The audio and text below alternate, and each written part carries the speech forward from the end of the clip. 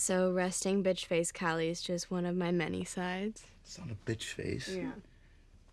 It's you being defended. After a pretty intense kickoff to season 5 of The Fosters, we're getting a little bit of a more lighthearted episode. In a sense. Let me explain on this episode of what happened. What's up, y'all, and welcome back to this week's recap of The Fosters. Now, like I said, it's time to finally put away that life or death heavy drama for an episode that focuses a little bit more on the romantic and family relationships. It consists of some awkward family dinners, some awkward dates, and some awkward school meetings. Let's dive in. We finally get more than, say, 5 words from Jude in this episode, but honestly, still not enough screen time for him. He's helping Mariana with their underground newspaper along with Taylor and Noah and some other people. Things don't go quite as planned with the paper, as Drew is having security cameras installed in the halls so they can't put the papers in everyone's lockers. I'm gonna get more into the paper storyline a little bit later when I talk about Mariana, but back with Jude and Noah. So Steph and Lena have invited the new neighbors over for dinner, and so Noah decides to come along. P.S. I love all the comments you guys left on my last recap where you all noticed that it's the same actor playing the new neighbor that played Eddie Lamb from Pretty Little Liars. Looks like Eddie Lamb survived and booked it out of Rosewood. Well, at this dinner, Noah is super stoned and Jude seems to take notice. Later in Jude's bedroom, Jude is attached to his phone playing some video game on it, and Noah decides he's had enough of that, so he takes Jude's phone. Come on. No.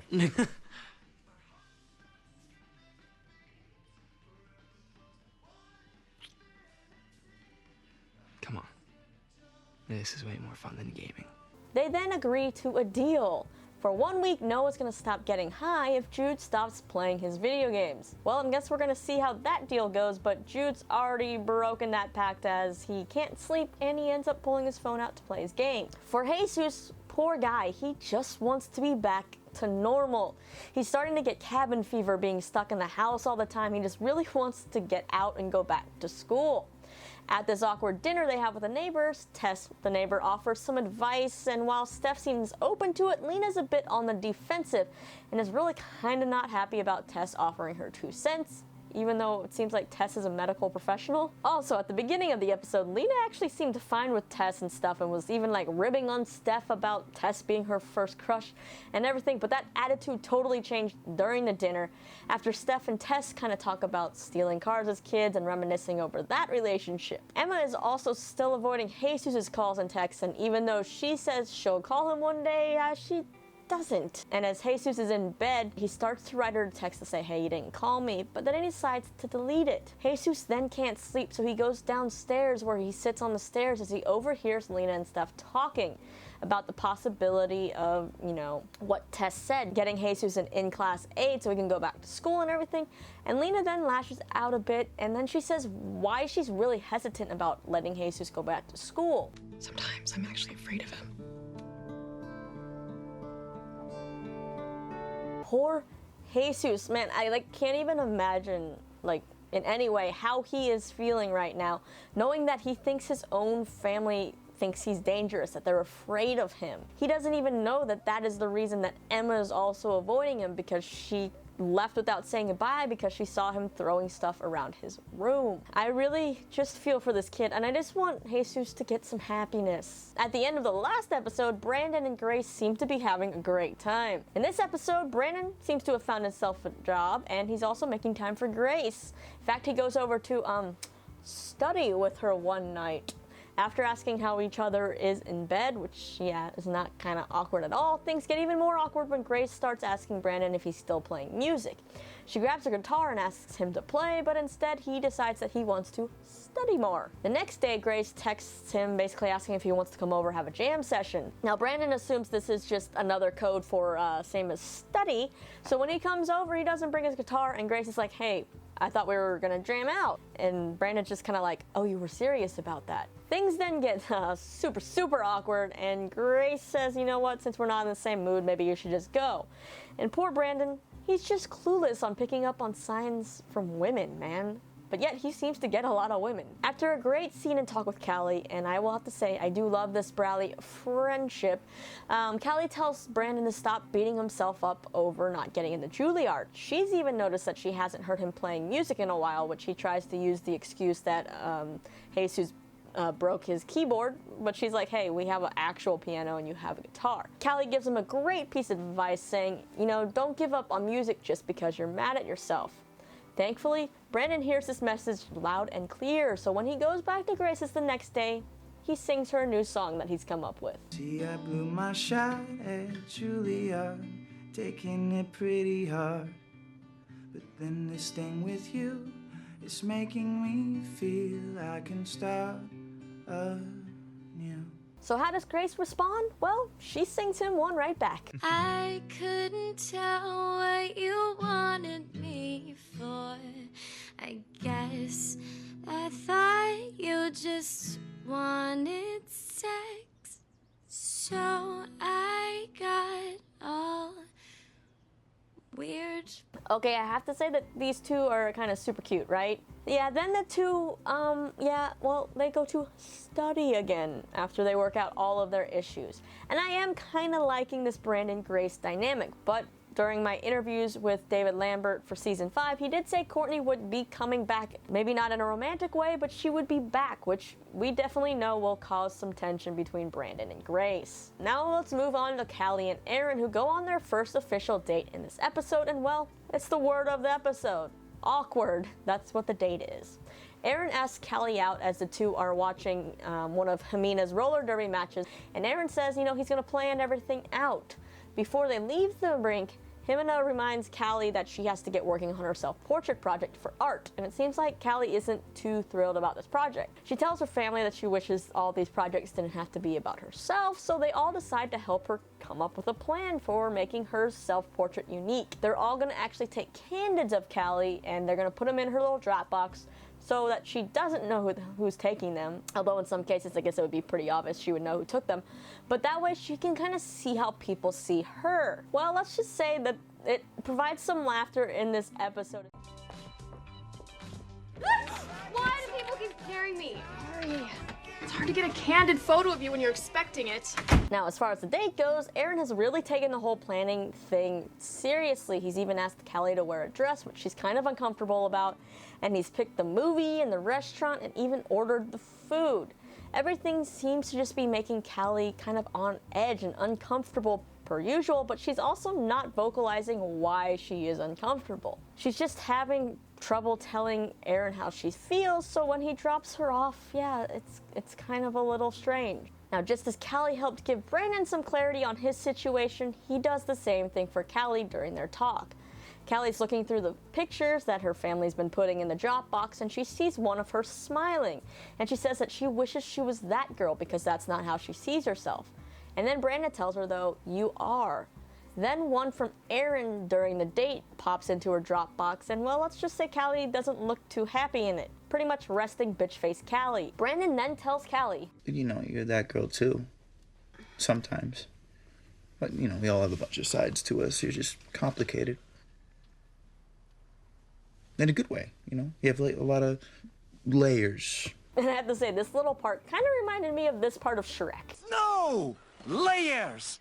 Onions have layers. Ogres have layers. Onions have layers. You get it. We both have layers. Ah, yes, we all have layers. You just gotta peel back. Callie then asks Brandon if he's the one who took the one of her smiling, and it seems like he did. Callie then later asks Aaron over. They're sitting on the porch. She apologizes to him and kind of explains why she wasn't comfortable.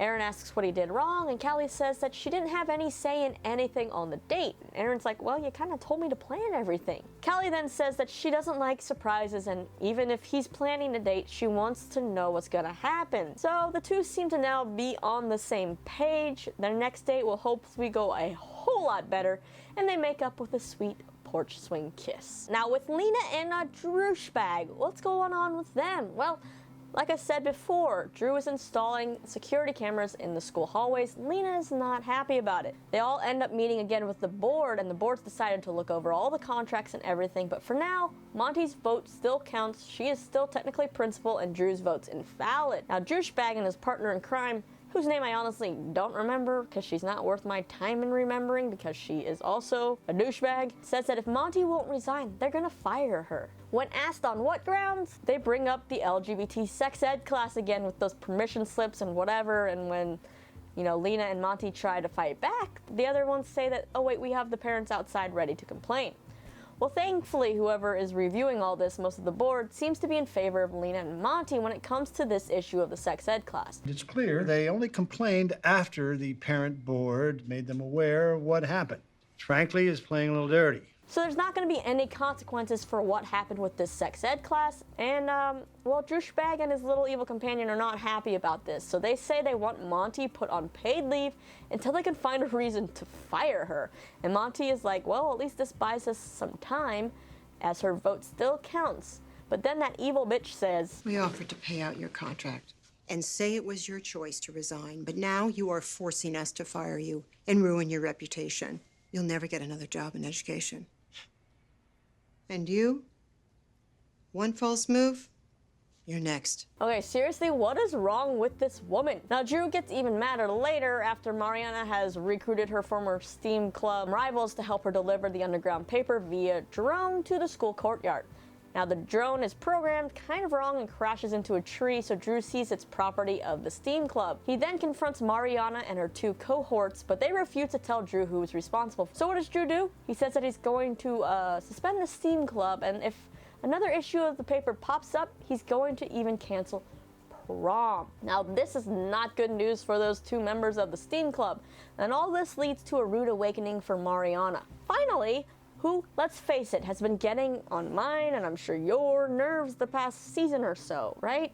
Well, it all had to blow up eventually. She's kind of a know-it-all who thinks that she has to be in control of everything, or at least be a part of everything. And as I said, it's catching up to her in this episode as these two guys tell her that if she hadn't quit the robotics team, they were actually going to push her out because no one wants Mariana on their team. Even Jesus has kind of expressed this. So now Mariana thinks that everyone hates her. Well, as harsh as it is to hear, it is kind of true, Mariana, and you sort of brought it on yourself. So what is her solution? Well, at the beginning of the episode, Mariana and Callie were introduced to Jimena's little sister Poppy, who plays on a junior Latina roller derby team, which is comprised of girls aged 14 to 17. Mariana wants to join, so she downloads the permission slip, forges Lena's signature, because she knows Steph and Lena would never give her permission to play, especially after the discussion of football and contact sports during that awkward dinner with the neighbors. Mariana then shows up to try out for the roller derby team. So now it's a matter of seeing how long it'll be until this secret blows up. Alright, so like I said, I was kind of happy to get a breather from that intense life or death drama we had in the first two episodes of this season. There were some laughs sprinkled in this episode, like I loved when Lena and the kids were ribbing on Steph about Tess, and even Brandon's little bit of snarky back and forth. Well, you would too if you spent 5 hours chained to a deep fryer. No, well, at least you weren't trained to the house all day. Moms, can I go back to school? I'm sorry, were you actually talking to me just then? It's amazing. But also, it was finally an eye-opening episode for, I think, both Mariana and Callie.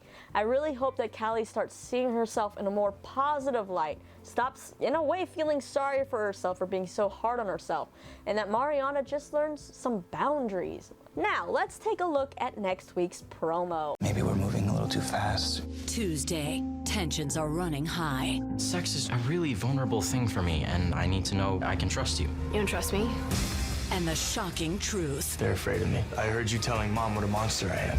pushes someone over the edge. I'm afraid that I'm never gonna be the same again. You're not. Keep your damn mouth shut. Relax. No, you relax. All right, looks like another great episode. There's definitely some drama coming with Brandon, Grace, Callie, and Aaron. Where's that going? Now it's time to get talking in the comments down below, or you can tweet me with your thoughts on this episode. What were your favorite moments? Who do you think had your favorite performance from this episode? And what do you think is in store for your favorite characters? Let me know, then you can click right over here to see this week's Shadowhunters recap or the latest details about Season 2 of Riverdale. If you haven't subscribed yet and you like what you see, feel free to hit this little button because I'm going to be here recapping every episode of The Fosters. As always, I'm Lisa. See you next time.